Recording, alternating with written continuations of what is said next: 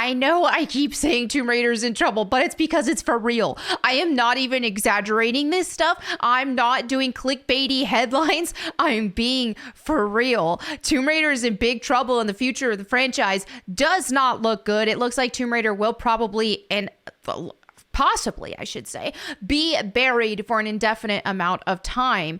Right now, the only good things that we have received in Tomb Raider in a very long time is the classic remasters, and those have performed well. The first 3 classic remasters performed excellently, and then the last batch of remasters, 4 through 6, did good. Not necessarily stupendous like the first batch did, but still did good. But what we have right now is Phoebe Waller Bridge being tied to the Tomb Raider television series, working with Amazon on this, and that has been in production for years and years now, and she does not have a script. Doesn't even have a script. Layoffs have been abundant. Who is at fault here? I think largely a lot of this has to do with Crystal Dynamics and the fact that there is an identity crisis with Tomb Raider, and thusly making things incredibly difficult for any other projects that are being worked on. Because how do you make a Tomb Raider thing, TV show, game, whatever it is, but all of a sudden you can't make Lara Croft a Tomb Raider anymore because Crystal Dynamics does not want Lara Croft to be a Tomb Raider anymore? I know. She's supposed to be a protector of artifacts now. She is supposed to restore artifacts to their rightful owners now. She isn't even a Tomb Raider anymore. So yeah, this has to be difficult for people to work with. And what we've seen with the Netflix Abomination has just been an absolute colossal flop and a nightmare. There is going to be a season 2, not because season 1 was a success, but because it was originally slated for 2 seasons out the gate. So we're going to see this flop twice. It's going to flop even worse than it already did. So this is what we have in recent news. We have Amazon has devoted tens of millions of dollars and 2 writers' rooms to a Tomb Raider show from Phoebe Waller Bridge, and there's still no script. So then also a bond debacle and all that kind of stuff, but there is not even a script. Phoebe Waller Bridge has had a long time to deliver a script. It hasn't happened. They even did the casting for Lara Croft, supposed to be Sophie Turner, that Game of Thrones woman. I didn't watch Game of Thrones. I watched 1 episode and then I couldn't watch it anymore because it was like gross. But anyway, that's neither here nor there. It's just not looking good. It's looking like this isn't going to happen. And we know that the next mainline Tomb Raider game, and I've made videos covering this, has been seemingly also in development hell. So we don't know if any of this stuff is going to see the light of day. There are layoffs, and I'm going to report on some more layoffs because we already, on my last video, I talked about Crystal Dynamics laid off 17 employees from their studio. We've got even more layoffs from the daughter studio, I think is more accurate, from Crystal Dynamics. So here we have Aya, who says, I bet Phoebe can't write the script because Crystal are breathing down her neck, telling her every 5 seconds that Lara can't raid tombs because it's culturally insensitive. And you can't cast Angelina as Lara again because it's offensive to ugly people that are terminally online. And there is, I know this is like a hyperbole, this is sarcasm, but there is a lot of truth to it. And I do think that there's a lot of validity in the fact that Phoebe Waller Bridge, who we already know is not good at producing what we want to see anyway. I mean, look at her involvement in the last Indiana Jones film. That was an absolute nightmare. She's definitely not what we want to see for Tomb Raider. Well, I should say what actual Tomb Raider fans want to see for Tomb Raider. I could definitely see her just making an abomination of a TV show and ruining it. But I mean, granted, she is totally on board with this colonizing thing. Like, she had a line in the Indiana Jones film along those lines. So she probably does agree a lot with Crystal Dynamics and their absolute chronically online stupidity regarding Lara Croft and changing her from this beautiful grave robber Tomb Raider to a tomb restorer or a more masculine version, a masculinized version, as we keep continuing and as we've seen in the Netflix animation as well. They keep making and the concept for the next game, that concept art that they pretend like, oh wait, this isn't from the next game, but it is from the next game. It's the unified. Unified means turn into a dude, essentially, from them. So anyway, now we have reported that Eidos Montreal, which is like a daughter studio, or a sister studio, they work under Crystal Dynamics for Tomb Raider. They've actually done a lot with the last Tomb Raider reboot. With Tomb Raider, Shadow of the Tomb Raider, they did the brunt of it. They did most of it. Which I will say, and I know it's kind of a controversial opinion, but the gameplay I do think was better in Shadow of the Tomb Raider. And I know it's not a popular opinion, but if you actually get to the meat and bones of the reboot trilogy and you take off the rose-colored glasses of, oh, this is new, this is different, and you actually unpack the gameplay, there was a lot more meat to Shadow of the Tomb Raider as a game versus the original reboot and Rise, which were essentially more scripted and were more reliant on set pieces, scripted pieces, and just playing through a story, right?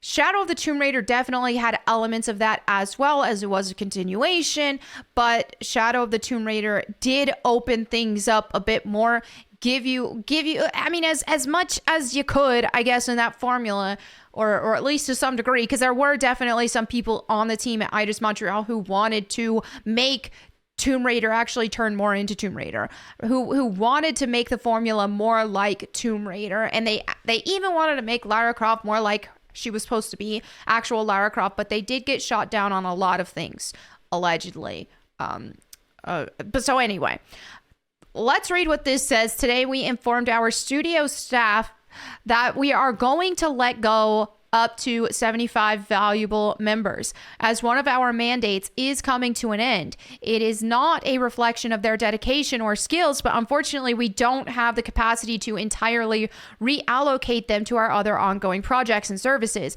These very talented, highly experienced experts are going to enter the employment market. You know, same thing, they stay committed to their projects, blah, blah, blah. Now, as we've seen with the Crystal Dynamics layoffs, they do claim that this does not affect current projects. But as we've seen here, this was before the Eidos Montreal layoffs too, right?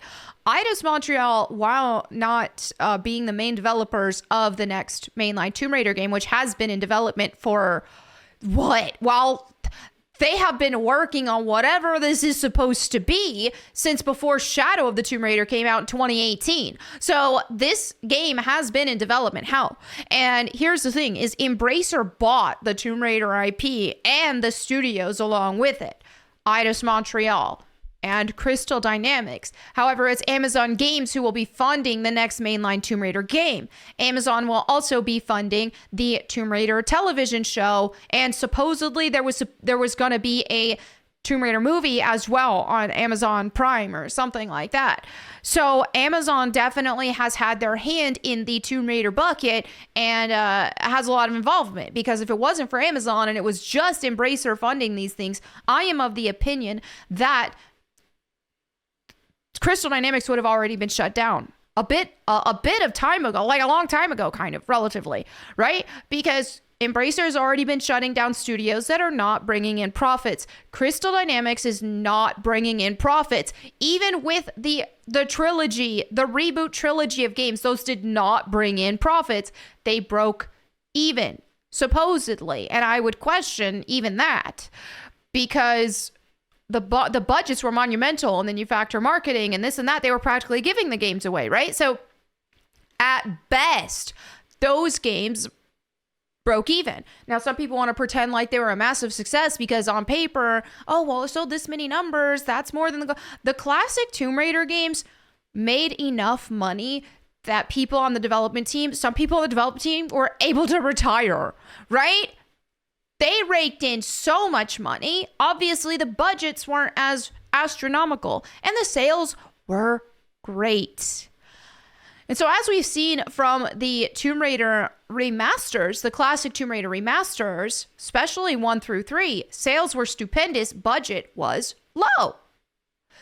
This is a great combination. And this is what I want to see more with Tomb Raider. We don't need hundreds of millions of dollars of budget for a Tomb Raider game. Tomb Raider is not supposed to be this super overly cinematic, expensive actors and mocap, blah, blah, blah, like extravagant cutscenes throughout. That's not what Tomb Raider is supposed to be. Tomb Raider's focus is on gameplay. Tomb Raider's focus, I mean, and if you look at the classic games, you got some cutscenes and that was fun and good, but they were put in there like as a reward and they were part of the adventure. It wasn't, oh, let's make all these cutscenes about Lara Croft's personal life and make her cry and do all this drama. It wasn't like that. It was like, here is they set the stage of like, here is a woman who got disowned by her parents. No, they didn't die. No, she didn't follow in her dad's footsteps. No, none of that. Like they try to retcon and change things to make it Hollywood-esque. No, they set the stage for just a infinite level of adventures, right? And they were going to do even more of that, right? So according to like some of the plans of the original dev team and dev studio with core design and what they were planning on doing and some ideas that they bounced around was Lara Croft was going to find the Fountain of Youth. That would have set her up for an infinite amount of adventures. You could have made an infinite amount of games that were just all based entirely on adventures instead of Lara Croft's personal life, because Lara Croft didn't have a personal life anymore. Lara Croft's personal life was adventure. That was the whole point of Tomb Raider, was that she walked away from her aristocratic upbringing and life, where she had this arranged marriage, all this stuff. She walked away from that so that she could pursue her tomb raiding, right? She was borderline sociopathic, if not absolutely sociopathic. And that's part of what made the character so fun. This wasn't some character that it was like, oh, wow, what a hero, what a noble hero. That's not what she was supposed to be. And that's fine, that's fun, it's a video game. You know, we're not trying to give Lara Croft a Nobel Peace Prize here. Lara Croft is the vehicle to move forward a fun collection of games that are at its core an adventure. Right? So when you take that and you gut it and you change it into something totally different, oh, now Lara Croft is following in the footsteps of her dad, who was an archaeologist, and her parents died, and so tragic, and oh my goodness, she's going to talk about her father constantly, and her parents constantly, and that's like her whole, oh, she's going to cry here because she's insecure and she doesn't feel good enough and she's going to let people down. It's like you just completely changed everything that Tomb Raider was supposed to be. Oh, now she wants to help people. She wants to return artifacts to their rightful owners and blah, blah, blah. That's not Tomb Raider. That's not Lara Croft. It's just not. Hey, you can still, if you look at the Survivor trilogy, oh, cute Survivor girl. That's it. Okay, that's fine and good. You like the games? Great. I had fun playing them. I had no desire to play them again, but I did have fun with them. But they're not Tomb Raider. That is the point. And so now you're in this really sticky situation of trying to progress the series when it already had a good formula. They could have just continued the games, better tech. Angel of Darkness, I do think that was like a side quest. That was like more like a spin-off than an actual Tomb Raider installment. That's my opinion. I know that Angel of Darkness fans may disagree with me. I have a lot of love for Angel of Darkness, but it was not in the same vein as the classic 1 through 5 games, especially 1 through 4, right? So I think ideally what they would have done, or what they even can do now if they hand this franchise off to Saber, is let them continue, go ahead, make an adventure where Lara Croft finds the Fountain of Youth, keep her frozen in like what? She's about 40 after the events of Angel of Darkness.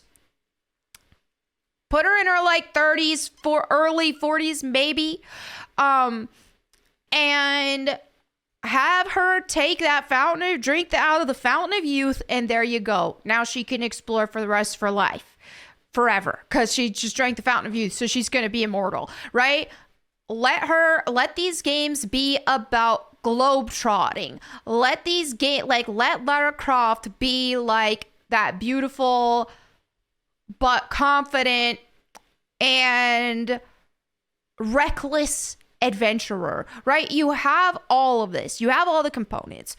Let the games focus on puzzles, exploration, all that kind of stuff. They don't have to be huge budget, and they don't have to be marketed toward the modern audience that wants easy games that with their handheld and just a glorified story to watch. You don't have to market to them. If your budget is lower, you don't have to have the mainstream like it. It's okay to have stuff that doesn't appeal to the mainstream. Because when you try to appeal to everybody, you appeal to nobody, right? So actually appeal to the people who like these style of games. Have a lower budget so that you can be profitable in this and you can keep it going. That's my opinion on the matter. Anyway, there you have it for today's video. Thank you all so much for hanging out with me. As always, if you want me to read the Bible to you, you can check out my Bible channel at Bible Time with Melanie Mac, where I have the complete Bible uploaded. It's there, so you can watch it all, listen to it all. So yeah, thank you all so much for hanging out with me. I'll catch you again next time. Excuse me. In the meantime, go boom.